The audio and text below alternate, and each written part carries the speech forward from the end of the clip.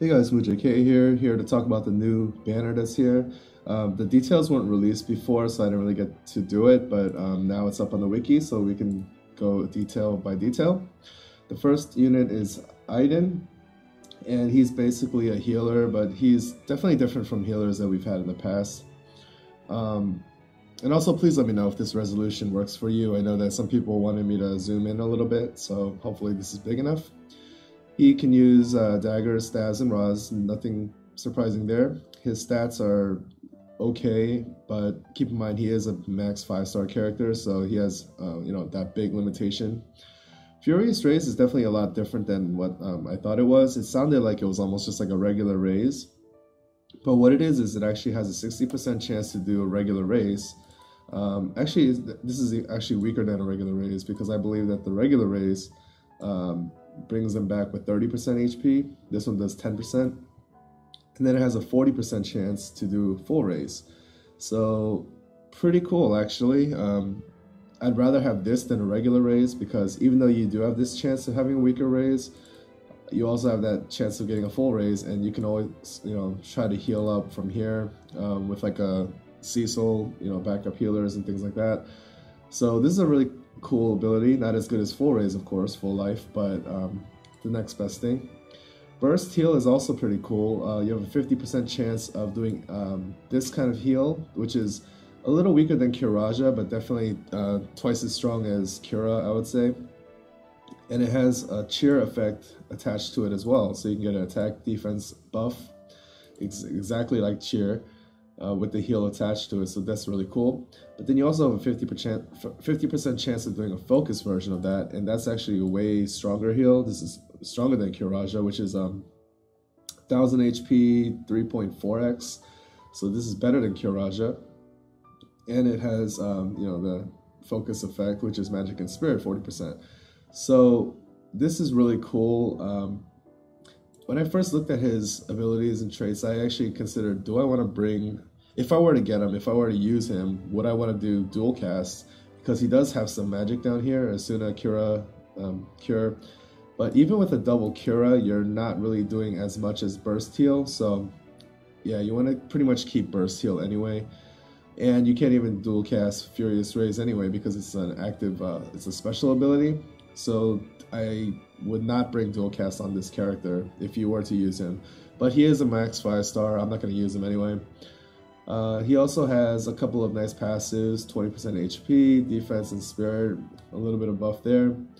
Auto heal, he gets a little bit of HP when he drops below 10%, but in reality that probably means he's going to be dead or close to it.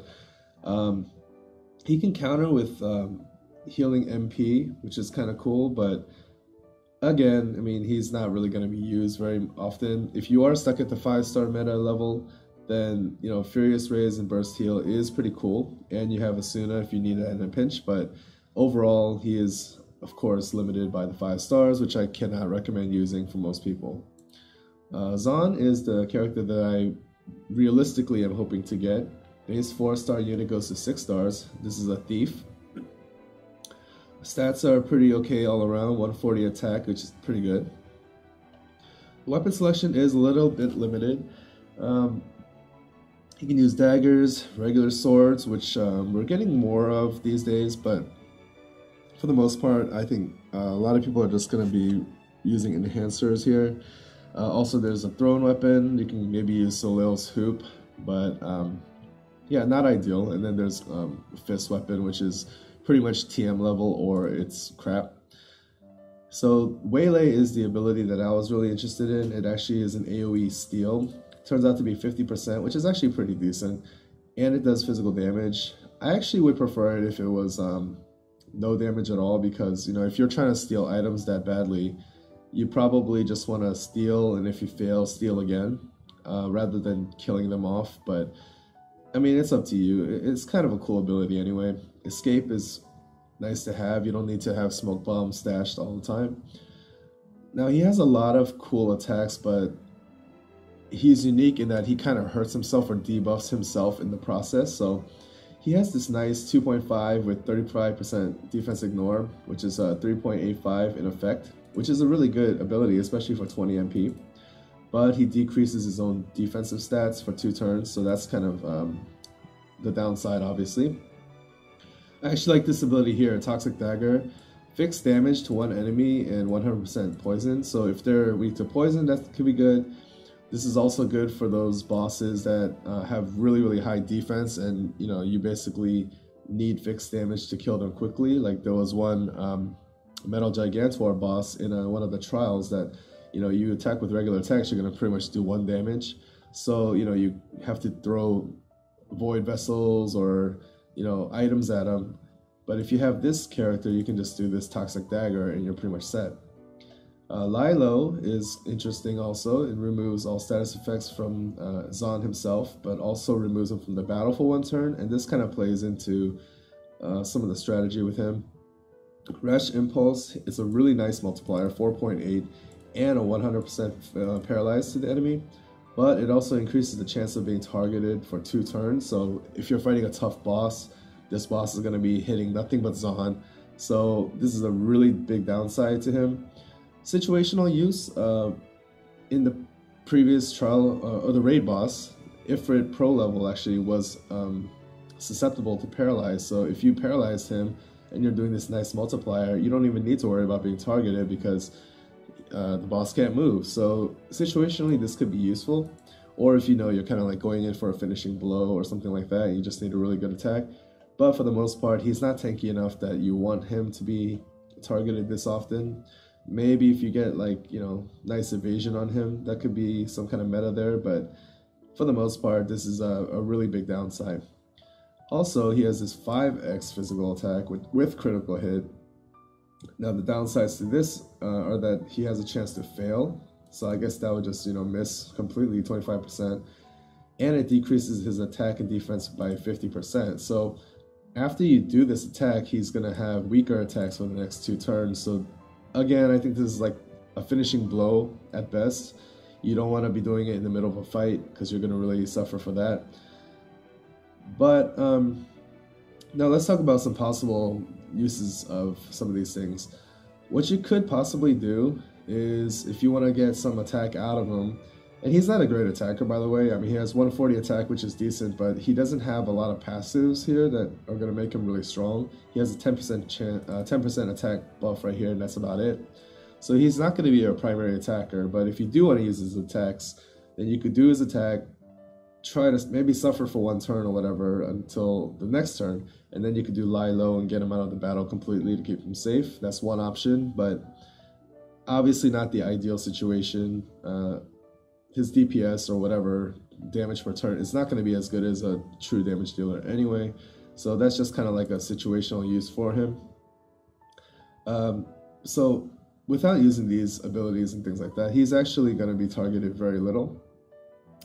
Decreased chance of being targeted 80%, that's really cool. He obtains Gilwen Stealing. Bandit, okay, I actually didn't know about this. So this increases his success rate of stealing by 100%. So this is really good. I don't know if that applies to Waylay. If it does, that means that, when you're at 4 stars or whatever, you're going to have this 50% chance. But once you get up to here with Bandit, at 5 stars, you're going to increase that to 100%, so that's really good. He also has a chance to evade, so there's some possibilities there with evasion. Put him in arena, Bushido Freedom as a materia. I don't know. There could be some cool strats there, I guess, if you're really desperate for an arena unit.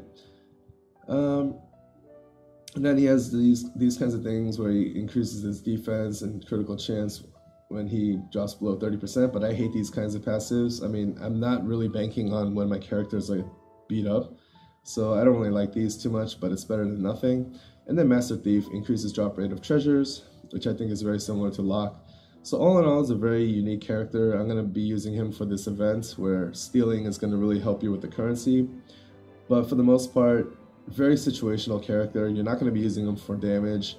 You might use him for Toxic Dagger in some cases, but for the most part it's for stealing, and that's what he is. I mean, he's a thief, so that's his role. Despite them saying he's a physical damage dealer, which he's not really. For a 6-star unit, you cannot really get by with just a 10% attack boost. And then there's the grand prize of the banner, Fryevia. Now, after looking through these abilities, I actually really want this girl, I guess. She's a female. I already went through the TMs before, but this TM is really a really good sword. It's an ice sword, does a lot of damage, but also magic damage. Attack and magic is really good for this character because she's basically a hybrid spellblader. Stats are really good, HP is really high, attack and magic are high, and obviously that's for a reason. She can only use swords, so you know, a lot of people might be using Enhancer, maybe you have Phantasm Blade, maybe you have Randy's TM, but eventually you're going to want to get her her own Trust Master reward, the Fryevia's Needle. Osmos Blade, typical stuff, you can get some nice MP back. Saber Flunge, this is a cool ability. It's a low damage ability, hybrid damage 2x is actually really low, but you remove status effects, so it's like having a nice dispel on this character. It reduces all damage for one turn. You're not really going to want to do that unless you're desperate for a tanking ability or something, I don't know. But there's a lot of cool ice abilities here. So you can decrease attack by 50% for all enemies for 3 turns. That's the best AoE debuff for attack that we have in the game. It also increases ice resistance to all your allies, so it's a debuff against the enemies and a buff to your party, which is really good. Frost Saber, pretty low hybrid damage again, 2.5, but it also adds Ice Element for 5 turns, so this might be a way to kind of like buff yourself up with the Ice Element against the fire boss or whatever, and for the next 5 turns you're going to be doing a lot more damage. For reference here, I'm kind of thinking in my mind Noctis's Flasks, which are hybrid damage, but they're 4x, so hybrid, I mean, the flasks do good damage, but yeah, like 2.5 is actually not going to be that great for hybrid. But this is great. 6x hybrid damage for 45 MP. That's a really good ability right here. If this was like the only ability that she had, she would still be a pretty decent unit. Because again, her stats are nice and balanced. You can build it up pretty highly. Even if she turns out to have a lot more attack than magic, you know, depending on the gear that you have, I mean, this is still going to be, you know, as good as like any physical damage dealing ability that like this like 4x or whatever. It's going to be really good. Frost Flash, this is the same power as Noctis's Flask, and it has a paralyze for 30% chance, which is very similar to his Frost Flask or whatever, Ice Flask, but the Ice Flask is better because it's stop rather than paralyze, and paralyze can be resisted, but still a cool AoE ability. And then finally we have 8x hybrid damage, ice damage, and it decreases ice resistance by 50%. So yeah, if you do this one turn, you're doing good damage anyway, but then the follow-up turns you're going to be doing a lot more damage once the ice resistance goes down. If you happen to buff yourself up first with the Frost Saber for 5 turns, and then you do this, you're going to be doing massive damage. So I think this is a really cool character, really high potential, unless of course you're running up against an ice boss. Now, passive-wise, she's pretty good. You get 30% to attack and magic, again, hybrid damage, so you want both of those stats. She's going to be equipped with the sword anyway, so that's a given. You also get extra magic here, nice MP boost and ice resistance.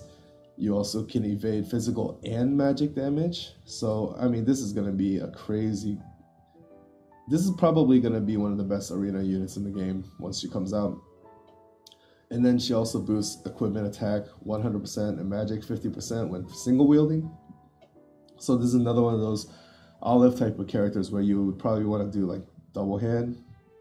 Now keep in mind, this is not 100% to your attack stat overall. This is equipment attack. So it is a better version of double hand, but it only applies to your equipment. So you want to have equipment that has like base attack stats rather than percentages if you want to maximize her probably. So I don't know what the ideal build is, but that's just one thing to keep in mind. She has nice status ailment resistances here, recovers 7% of MP, which is better than your normal 5%. And then you can also ignore fatal damage when HP is above 20%, max 1 time. So that's actually really cool because let's say you run up against a boss who has like a really hard hitting attack or some special attack that charges up. You're not going to be able to get one-shotted with this character because she's going to, you know, basically stay alive 1 time. So really cool passive there. Nice passes overall and really high potential attack abilities here. Only downside being that, you know, if you run up against the wrong element resistances, this character definitely becomes a liability, but for the most part, very, very good. And then the limit burst, which I failed to talk about on the other characters, really nice. It's like pretty decent damage, again like a flask level damage, but then the stop percentage is double, so this is really cool. Zaan's limit burst, let's take a quick look at that. Physical damage to 1 enemy and does stop. I guess there's a lot of stop in this meta. And then evade 2 physical attacks for 2 turns, so that's really cool too. This is actually going to pair really well with something like Rash Impulse, because if you're doing, you know, you do the limit burst and then you do Rash Impulse, you're basically going to be only, the next turn you're not going to be targeted because you're going to evade it. You can be targeted, excuse me, but you'll evade it anyway. And then if you follow up the Rash Impulse with Lie Low, then you can basically avoid being hit altogether for those 2 turns. So yeah, sorry for the long-winded explanation there. And then Aiden's limit burst is an AoE heal, which is you know, between Kira and Kiraja level, I would say. And then it also increases resistance to all elements by 20%. So that's actually a pretty cool limit burst as well. But all in all, pretty decent banner, interesting characters. But Zidane is like the situational thief usage, and then Fryevia has a lot of potential just as a damage dealer and arena unit. So finally, let's get to the pulls. Hey guys, I'm back. I'm gonna do 111 pull, and if I get Zidane, I'll stop. But if I don't get him, I will do a second 11 pull. If I still don't get him, then I'm just gonna be like, what the hell? So, all right, let's go. I actually did the half price summon and some tickets, but then the recording failed. But I didn't get anything anyway, so I don't really care. But just wanted to, you know, let you guys know that. So really hoping for, I mean, Fryevia would be awesome, but Zidane is like the bare minimum that I will accept. Aiden's just kind of like whatever. I'll maybe farm up that TM eventually, but yeah, the 5-star or the 4-star. Let's do it.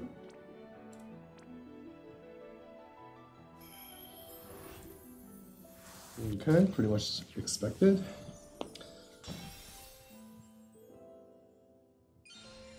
Oh, that's pretty good. Okay, 3 more yellows.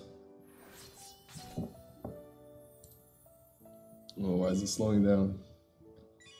Don't slow down.